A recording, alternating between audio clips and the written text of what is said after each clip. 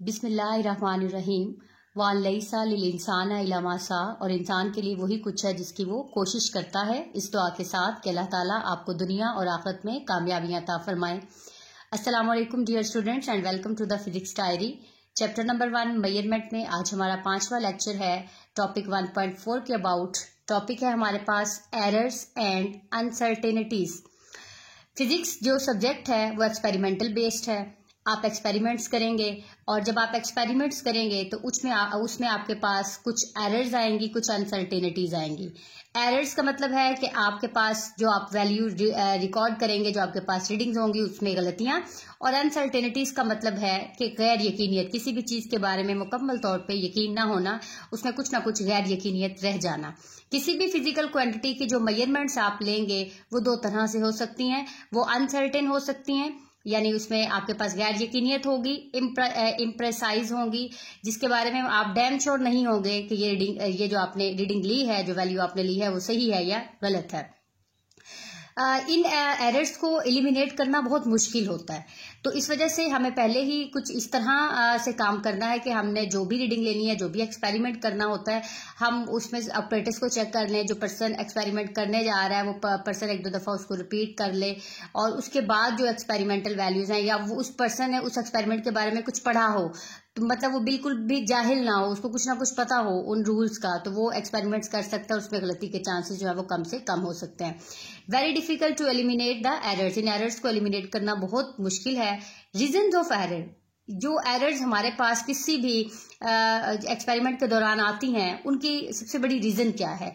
सबसे पहले जो उस एक्सपेरिमेंट को करने वाला बंदा है, क्या वो एक्सपीरियंस है? कहीं ऐसा तो नहीं कि वो इनएक्सपीरियंस्ड है, मतलब उसके पास एक्सपीरियंस नहीं है, उसको कुछ पता ही नहीं है फिजिक्स का, और वो कोई एक्सपेरिमेंट करने जा रहा है, तो जाहिर सी बात है वहां पे गलती होगी।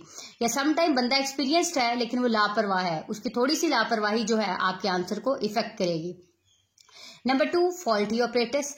आप जो ऑपरेटर्स यूज कर रहे हैं उसमें जीरो एरर मौजूद होती है। समटाइम जीरो एरर को आपको रिड्यूस करना होती है। फॉल्टी ऑपरेटर्स काफी टाइम से पड़ा है, वो यूज नहीं हुआ, उसमें ऑपरेटर्स में कोई मसला हो गया, ऑपरेटर्स को सही तरह साफ सफाई नहीं हुई, तो भी आप जब उससे एक्सपेरिमेंट करेंगे तो आपके पास जो एक्सपेरिमेंटल वैल्यूज हैं, जो आपके पास आंसर्स हैं, वो रॉन्ग हो सकते हैं। इनएप्रोप्रिएट मेथड और टेक्निक, हो सकता है कि आप जो एक्सपेरिमेंट करने जा रहे हैं उसके लिए फार्मूला कुछ यूज होता हो और आपने उसकी जगह कोई और फार्मूला यूज कर लिया, मतलब आपने ऐसी टेक्निक्स अडॉप्ट कर ली जो आपको गलती की तरफ ले जाती है। तो ये सारी रीजंस हैं किसी भी एक्सपेरिमेंट में आपके पास एरर की।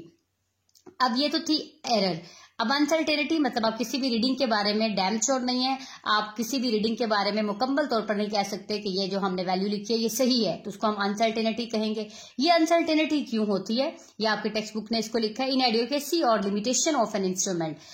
समटाइम किसी इंस्ट्रूमेंट जिससे आप एक्सपेरिमेंट करने जा रहे हैं उसकी एक खास लिमिट होती है, उससे ज्यादा वो वैल्यू को रिकॉर्ड नहीं कर सकता।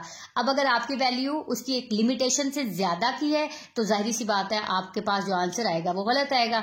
Natural variations of object being measured, जो ऑब्जेक्ट्स हम मेजर करने जा रहे हैं उनमें नेचुरल वेरिएशंस भी हो सकती हैं, मतलब वो चेंज भी हो सकती है। नेचुरल वेरिएशन, फर्ज करें आप सिंपल पेंडुलम से कोई एक्सपेरिमेंट करने जा रहे हैं, तो थोड़ी सी हवा चलेगी तो सिंपल पेंडुलम जो है उसकी बॉब हिलना शुरू हो जाएगी, तो अब आपके पास ये नेचुरल वेरिएशन है किसी भी ऑब्जेक्ट में। Natural imperfection of a person senses, अब एक बंदा है वो इम्परफेक्शन है उसके नेचुरल सेंसेस में, तो भी आप जो एक्सपेरिमेंट, जो रीडिंग आप लेंगे वो आपके पास अनसर्टेन हो सकती है। मतलब आप सिंपल पेंडुलम का ही अगर एक्सपेरिमेंट कर रहे हैं तो आप उसकी नंबर ऑफ वाइब्रेशंस जो है वो काउंट कर रहे हैं, तो नंबर ऑफ वाइब्रेशंस अगर उस बंदे से सही काउंट नहीं हुई तो जाहिर सी बात है अब जो एक्सपेरिमेंट आप करने जा रहे हैं उसकी जो वैल्यूज होंगी उनके बारे में आप अनसर्टेन होंगे, आप श्योर नहीं होंगे। Uncertainty described as an error in measurement.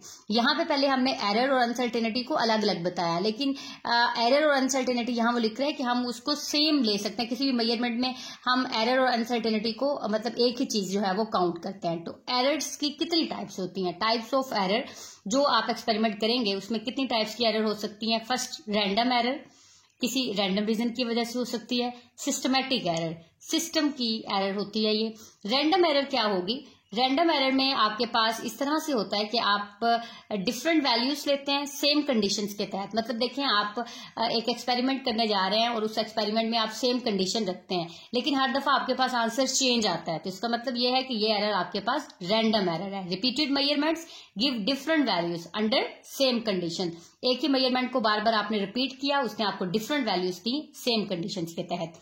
अब ये रैंडम एरर किस रीजन के तहत होती है? अननोन काजेज है इसकी, किसी भी रीजन के तहत हो सकती है। आपका ऑपरेटर्स खराब हो सकता है, जो पर्सन आपके पास एक्सपेरिमेंट कर रहा है वो इनएक्सपीरियंस हो सकता है उस पर्सन ने कोई लापरवाही की हो सकता है उस पर्सन ने जो मेथड अडॉप्ट किया हो वो ट्रू ना हो। इसकी रीजन जो है ये हम कह सकते हैं अननोन रीजन हो सकती है। हम इस रैंडम एरर को रिड्यूस कैसे कर सकते हैं? जब हम एक्सपेरिमेंट कर रहे हैं तो जाहिर सी बात है रैंडम एरर हमारे सामने आ गई, तो हम इसको रिड्यूस कैसे करेंगे?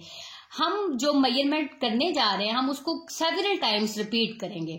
ठीक है, जब सेवरल टाइम्स हम उसको रिपीट करेंगे तो उसके बाद हम उसका एवरेज ले लेंगे। जब हम उसका एवरेज ले लेंगे तो ऐसी मेजरमेंट्स की जो है वो एवरेज वैल्यूज काउंट की जाती हैं जहां पे हमारे पास रैंडम एरर सामने आती है। अब यहां पर हमारे पास था सिस्टमैटिक एरर। सिस्टमैटिक एरर नाम से जाहिर हो रहा है कि कोई सिस्टम की एरर होगी। सिस्टमैटिक एरर आपके पास कैसे होती है? All measurements of a particular quantity affected equally। Systematic errors में आपके पास एक खास क्वांटिटी है जिसको आप मेजर करने जा रहे हैं। फिजिकल क्वांटिटी में आपके पास वो पूरी फिजिकल क्वांटिटी जो है वो इक्वली अफेक्ट होती है और उसकी जो रीडिंग्स होती हैं वो डिफरेंट होती हैं।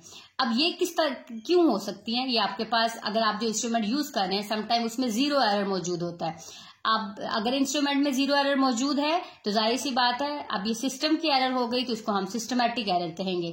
अब जब आपने एक्सपेरिमेंट करना है तो पहले उसके जीरो एरर को आपने रिड्यूस करना है। 9th क्लास में आपने ये रिडक्शन ऑफ जीरो एरर पढ़ी है जब आपने वर्नियर कैलिपर और स्क्रू गेज का एक्सपेरिमेंट किया है। Poor calibration of instrument, sometime बहुत टाइम से आपका इंस्ट्रूमेंट जो है वो यूज नहीं हुआ या बिल्कुल नया इंस्ट्रूमेंट है जो इंस्ट्रूमेंट आप यूज करने जा रहे हैं तो जाहिर सी बात है वहां पर भी गलती का चांस हो सकता है। अब ये जो सिस्टमैटिक एरर है आप इस सिस्टमैटिक एरर को रिड्यूस कैसे कर सकते हैं? इसको रिड्यूस करने का एक आसान सा तरीका ये है स्टूडेंट्स, आपने जो एक्सपेरिमेंट किया है अगर आपने पर्सन जो है वो एक्सपीरियंस पर्सन है उसने कोई लापरवाही नहीं की, आपने जो मेथड अडॉप्ट किया है वो बिल्कुल सही मेथड अडॉप्ट किया, आप इन सब चीजों के बारे में डैम श्योर हैं तो आप अपने आंसर्स राइट कर लीजिए। उसके बाद आप एक और इंस्ट्रूमेंट लें, उस इंस्ट्रूमेंट से इन्हीं टेक्निक्स को अडॉप्ट करते हुए आप एक्सपेरिमेंट अगेन करें और दोनों की वैल्यूज को जो है वो आप कंपेयर कर लें तो आपके पास जो सिस्टमैटिक एरर है ये रिड्यूस हो सकती है। फिजिक्स में जब भी आप कोई एक्सपेरिमेंट करेंगे, जब भी आप कुछ रीडिंग्स लिखना चाहेंगे तो उसमें समटाइम्स आपके पास अनसर्टेनिटीज और एरर्स मौजूद होती हैं। तो जब आप उन एरर्स को रिड्यूस कर सकते हैं तो जो आपका आंसर होता है वो आपका एक्यूरेट आंसर के तकरीबन जो वो रीडिंग जो है वो आपकी इक्वल होती है।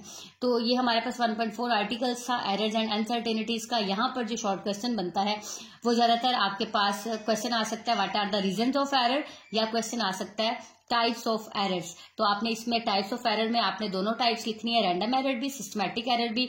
दोनों की बेटा आपने डेफिनेशन लिख के और इनकी काजिज लिखनी है और काजिज लिखने के बाद एंड में आपने इन दोनों एरर्स की रिडक्शन लिखने की। ये दोनों एरर्स आप किस तरह से खत्म कर सकते हैं।